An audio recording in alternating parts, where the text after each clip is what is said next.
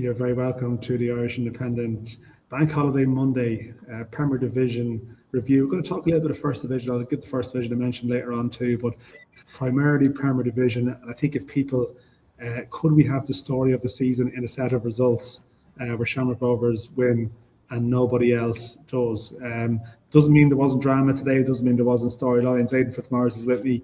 I was in Tallaght Stadium where Shamrock Rovers beat Drogheda United, and probably the least dramatic game in terms of like late twists and turns, or maybe controversies. I know there was a controversial decision in Sligo, but yeah, I mean, Aidan, you were at the Dalymount Park for Bohs and Shelbourne, and we'll talk about the specifics of that game in a second. But I think it is a general thing, isn't it? You look at the results tonight, and Shamrock Rovers maybe haven't hit the high notes on Friday. Stephen Bradley was quite critical, but they've taken full points from the weekend, and this is when they put the foot down, isn't it? Generally, and get it done. Yeah, and again, Bradley was very critical, as he said. But they came back from that, made a lot of changes at the team, scored four goals today. They're getting goals from all over the place. So again, you just fed up using the word ominous. But I mean, look at the game here today.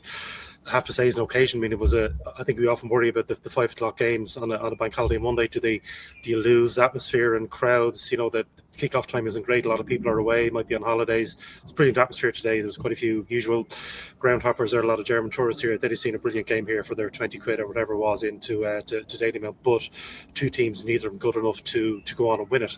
A lot of mistakes. I mean, when Bohs look back, the Harry Wood goal, that'll be debated. Maybe is it an own goal by Sam Todd, because how soft it was for Harry Wood to get the goal. Will Jarvis came on, gave the ball to him. Harry Wood looked up, didn't really look like he'd get the ball through. There was three Bohs defenders in front of him, got a shot in, and it nicked off both Kasper Ronchka and Sam Todd and went in. So a great goal by Harry Vaughan for Bohs to win it. He was real electric when he came on. He was very, very good. The Bohs team is very hard to predict these days, because the team or the squad.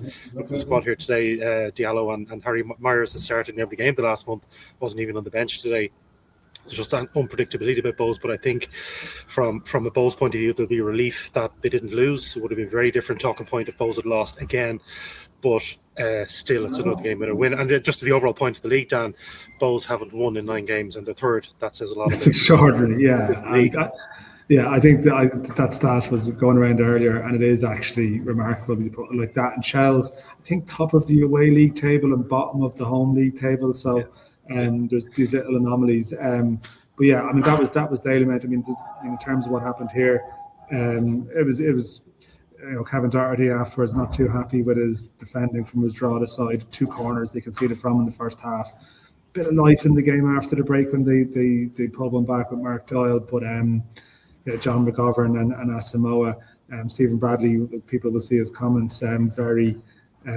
Again, like sharing praise of Victor Oshimvuna afterwards. He put through the ball for the 3rd goal, sort of repeating his view that he should be in the Ireland picture over the coming weeks. But I think as well, it's one of these things with Rovers, you've touched on it earlier on, they make a quintuple sub. You very rarely see that, in a game, and you're just looking at this array of players that are being swapped in and out. Like, there's no Pico Lopez in the squad, no Graham Burke in the squad. But yeah, they just played with a bit more energy, I think, than Drogheda today. I think that's probably some of Kevin Doherty's frustrations. But they play Galway on Friday, and it's a nice run for them. But it's one thing having a nice run. They are the team that doesn't slip up when everyone else seems to. That's just they have a derby to come against Bohs. Bohs' record in the derbies is very poor. I think they've only won one of 6 derbies. That was against Shamrock Rovers. So, I mean, looking at fixtures, it's very early to be calling a league and all about horse racing and assuming something is going to happen, or a league race, any sort of race, to be calling it in May. But the league breaks on the 29th of May. It is quite scary to think what lead Shamrock Rovers will have at that stage, because the other teams just aren't good enough to put teams away, and that is in the table. The fact that Shells had a decent weekend. They won, and again, little things are changing. Dundalk had been very good at home. Shells won up there 2-1 on Friday night. That was Dundalk's first defeat. Dundalk would have looked to respond from that to 2 defeats and go to Waterford. And they leak goals again. I think what we saw today was a lot. I mean, anybody sitting down bank holiday with the goals, a lot of goals in the league, but probably the frustration to managers for the ones that are conceded as opposed to the ones that are scored. Yeah, and I think we should talk about St. Pat's, because they are second in the table. And I suppose they could be listening to this travelling back from out west, a weekend where they led 2-0 on Friday and didn't take the points. And a game in Sligo today where they led early, and I've looked at the replay, a very soft penalty decision that has gone against them. Now look, they had 45 minutes to address it this time. It wasn't like sort of being sucker punched late on Friday. They obviously haven't been good enough to go on and do that. But they are probably still the one side who, there is a world in which they come out this weekend ahead. But again, I suppose that's very hypothetical. The fact is, they've gone away to two teams who are probably, two of the sort of lower budget teams probably in the division, and they haven't won either game. But that is obviously a frustration for them. But they're at home to Waterford on Friday, so they are probably the one team that you're thinking maybe now they are close enough to strike if they could find a bit of form. Close enough. And again, in terms of target, you look at who would have had targets at the start of the year. Derry City, they said it themselves, they needed to win the league. They talked about 29 years since the last title, the McLean brothers back, everything else lined up. They haven't really done that. St. Pat's title, the disappointment missing out on Europe last year, that had implications. The budget was cut. We can see that. They have a smaller squad than they've had in recent years. That was a message from the St. Pat's owners going, there are implications to what happens on the field. So St. Pat's, I don't think they would have seen themselves as winning the league this year. They saw a distance between themselves and Rovers, but they're reasonably happy overall to be second, to improving on last year, but still that weekend the concession of the goal that can go two ways, that can fester kind of a grievance, and that can bring negativity into your camp, and that can bring you down a little bit. Or Stephen Kenny, be interesting to see how he does. He'll have watched Waterford over the weekend to see how they coped, how they've had their own managerial change. I don't know if they will have a new manager in time by Friday, but the fact that big thing for me from that game was Pádraig Amond. I think he scored one before tonight. I think that's one of the reasons why they had been struggling. Lonergan started tonight. They just haven't got as much out of Lonergan and Amond as Waterford needed. Those two fit on form and scoring goals. They're in a different place. The reason they're bottom was because a lot of reasons, but Pádraig Amond. So I think that from Waterford, you will take the fact that, okay, they're at home, but they've avoided defeat. They got Amond back on track, and they're also very good against the Dublin clubs. Waterford, they drew here away to Bohs when they probably should have won. They drew at home to Shamrock Rovers again when they probably should have won. So I don't think they'll be as fearful of the Dublin teams as maybe would have been the case in the past.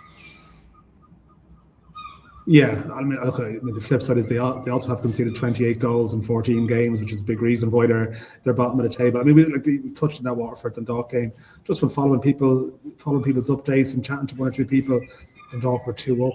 Seems like they could have been out of sight, or they were well in control, but they get pegged back, as you say, to 2-2. I think there was a big save from Enda Minogue there too, so Waterford could have gone on and maybe won the match. And then Darren Horgan header, John Mahon header.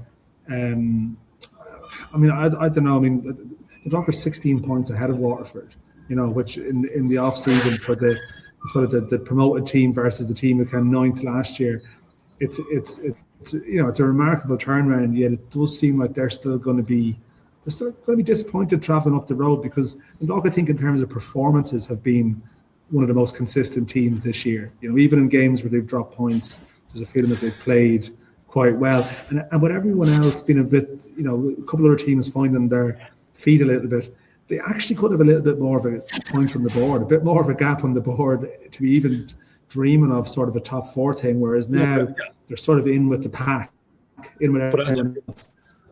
But I think the concern for Dundalk would be a little bit of a dip. I was up there on Friday when they played Shells, and Kieran Gooduff was quite critical of his own players after 43rd minute before they had a shot on target from Darrell Horgan that was saved. You're at home to a wounded Shelbourne team, and you don't have a shot on target for 43 minutes. They only got going on the 88 minutes, so that would be a little bit of a concern. I think personnel could look. That's a fight down the bottom where Dundalk, I think they're concerned. Their main objective was to stay away from the bottom. It's what they do.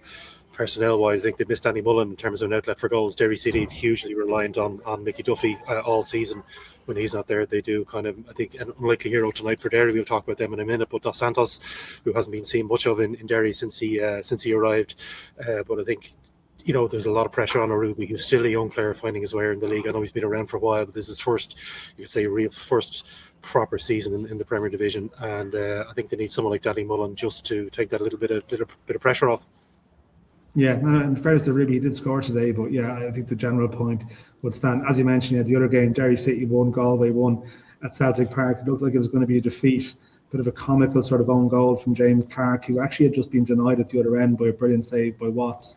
But went to stoppage time. And as you mentioned, Kevin Dos Santos, people may have seen this goal by now, or if not, brilliant feet in the area, sort of jinx one way, jinx the other, curls it in. Sort of apparently was a very poor game. It sort of feels like they've maybe got away with one a little bit, because I still feel Derry are 1 or 2 bad results away from turning Lynch being under serious pressure. You know, they travelled the draw on Friday, but the pitch doesn't help. But I mean, you know, they I think, look, overall across the season, they've been one of the big disappointments. But that is at least a point. They're picking up a couple of results late on in games where maybe, you know, that's sort of just keeping the show on the road a little bit. But I don't know what much more. Yeah, I mean, they are just still. I mean, we're talking to Kevin Doherty here. Is very frustrated, and draw to Derry on Friday. You just don't know what you're going to get from these teams week to week. They're just all much for muchness, some of them. Well, we don't win alls today, so we're getting loads of goals. So again, if you're a man at the perfectionist, you know, even speaking to the Shelbourne camp after the game on Friday, you know, were they more pleased with the win, or were they annoyed at the concession? That Paddy Barrett said as a defender, he hates, you know, conceding. They should have seen it out. He's annoyed when they don't keep a clean sheet. So just an awful lot of goals being conceded at the moment. I don't know what that's down to. I think, you know, teams who had a strong start, maybe teams have found out how to play against Dundalk. People have see Derry as a different team with or without Mickey Duffy in the team. I know he's nearly back to fitness, and he was on the bench for the last 2 games. You know, so I think a lot of managers are just waiting to see. They can see the end line. The end line for the first half is 29th of May. Get to that and then see. I think we'll see an awful lot of change. Could see not an awful lot, but I think we'll see changes over the close season as well. Even here today, Harry Vaughan, the hero for Bowes. I mean, he's only on loan. That loan spell is due to end. Is he going to go back to Hull? Is he going to stay here? I don't know. I presume those talks are ongoing, so I think we will see changes. Yeah, just finally as well, I should mention in the first division, touched on Kerry beating Cork 1-0 tonight in the Munster Derby, a weekend of 2 Munster Derby defeats for Cork City. I'm told there was chance of you're not fit to wear the shirt from the away section. And UCD, against all the odds, are top of the table after winning in Cove, and they go to Turner's Cross on Friday. So who knows? We could have a title race this year. It just might be in the first division. But that's a sort of an extraordinary weekend for Barry Robson and Cork City, and under a small bit of pressure down there. But yeah, we might touch on that in our preview this week. The QR code is on the screen there for your reports and your reaction to today's games. And yeah, thanks for joining me, Aidan. We'll be back later in the week with our regular preview.